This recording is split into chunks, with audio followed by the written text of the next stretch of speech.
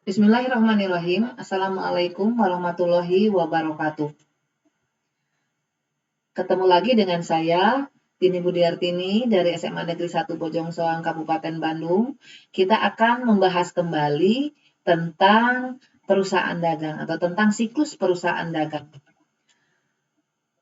Pada pertemuan awal, kita sudah sampai pada akun-akun yang ada di perusahaan dagang. Baik itu akun persediaan barang dagang, akun pembelian, akun penjualan, yang di dalamnya ada, kalau kita ngomong pembelian berarti di dalamnya ada retur pembelian, ada potongan pembelian. Kalau kita ngomong penjualan berarti di dalamnya ada retur penjualan, ada potongan penjualan, dan seterusnya. Nah, kemudian siklus akuntansi itu ada dibagi dalam 3 tahap. Yang pertama ada tahap pencatatan. Tahap pencatatan ini yaitu tahap pencatatan transaksi ke dalam jurnal umum. Nah, pada saat kita mempelajari perusahaan dagang, yang kita kenal itu adalah cuma ada jurnal umum.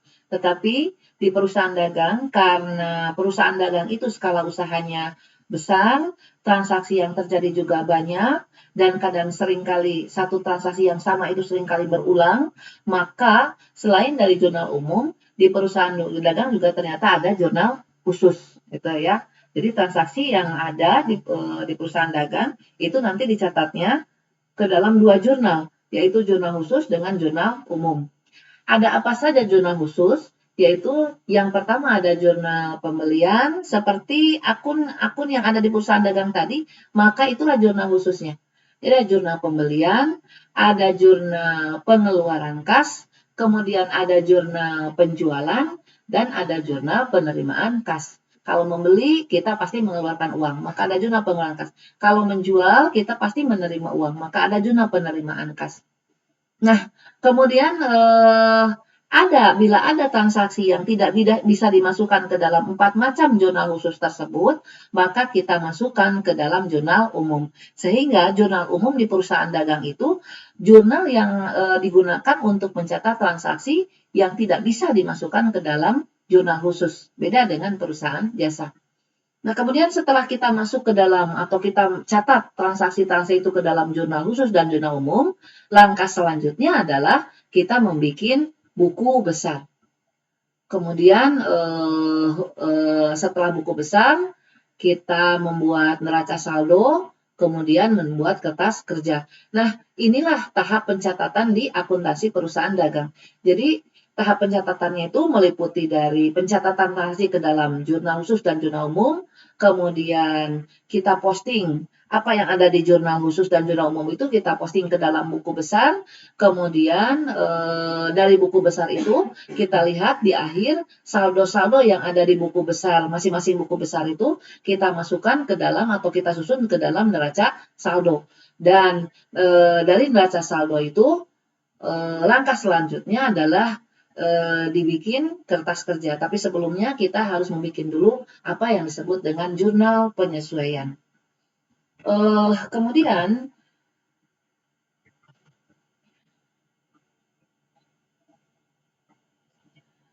kita akan melihat satu-satu yang ada di tahap pencatatan tadi, yang kita mulai dengan jurnal khusus.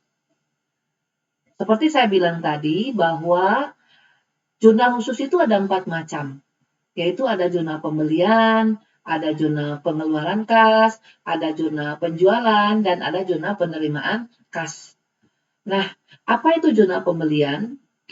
Apa itu jurnal pembelian? Jurnal pembelian itu adalah jurnal untuk mencatat transaksi pembelian secara kredit.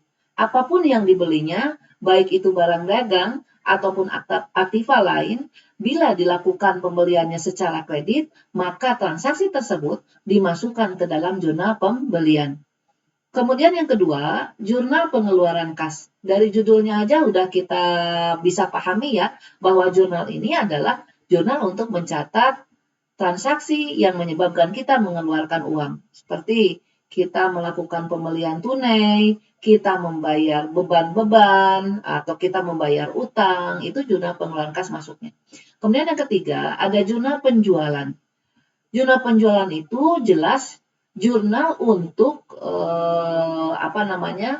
mencatat transaksi penjualan. Tapi penjualan yang dilakukan di sini adalah penjualan barang dagang secara kredit. Bila terjadi penjualan aktiva lain selain dari barang dagang, walau secara kredit, tidak bisa dimasukkan ke dalam jurnal penjualan. Nah, jadi jurnal penjualan ini kalau disimpulkan itu hanya mencatat satu macam transaksi, yaitu transaksi penjualan barang dagang secara kredit saja. Kemudian yang keempat, jurnal khusus yang keempat adalah jurnal penerimaan kas. Jurnal penerimaan kas adalah jurnal untuk mencatat transaksi yang menyebabkan kita menerima uang. Contoh, kita menjual tunai. Nah, kita langsung menerima uang, maka masukkan ke dalam jurnal penerimaan kas.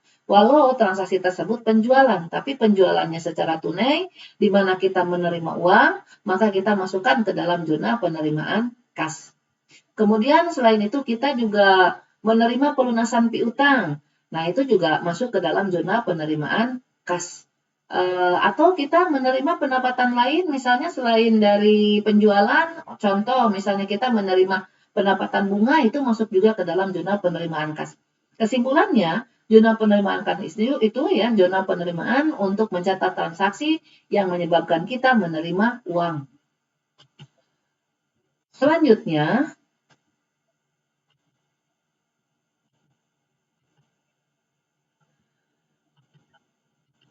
di sini kita lihat bahwa,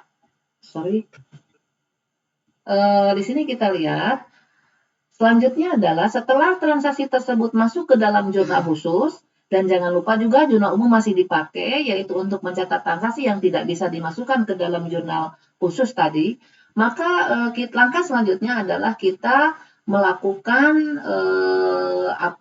pencatatan pada buku besar pembantu dan utama. Artinya kita posting ke dalam buku besar utama maupun buku besar pembantu. Cara posting sama saja dengan pada saat kita melakukan posting di perusahaan jasa. Jadi buku besar utama itu satu akun itu untuk satu buku besar. Jadi bila dalam jurnal khusus itu atau dalam jurnal umum itu ada 20 akun, maka kita harus membuat buku utama itu 20. Kemudian di samping itu ada yang disebut dengan buku besar pembantu.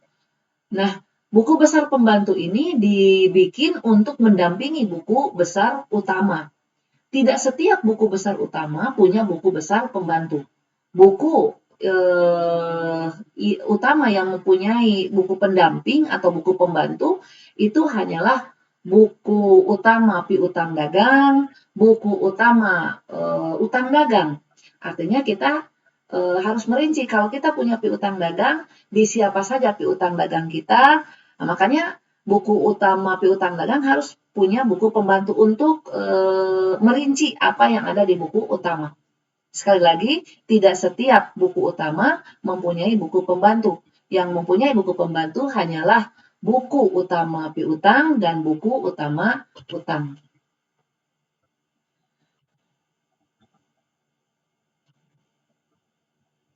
Apa yang disebut dengan buku utama?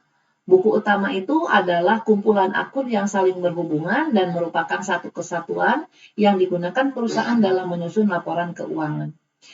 Jadi tadi bahwa bila satu buku utama itu untuk satu akun yang sama. Nah itu, kemudian dicatat dari berbagai transaksi ya, dari berbagai jurnal. Kalau memang untuk akun yang sama, kita masukkan ke dalam buku besar untuk akun yang sama. Umpama seperti ini. Di bawah kita lihat bahwa buku utama itu bentuknya seperti ini. Ada tanggal, keterangan, referensi, debit, kredit di sini dan saldo. Nah, ini boleh juga di sini setelah debit, kredit, maka ada saldo satu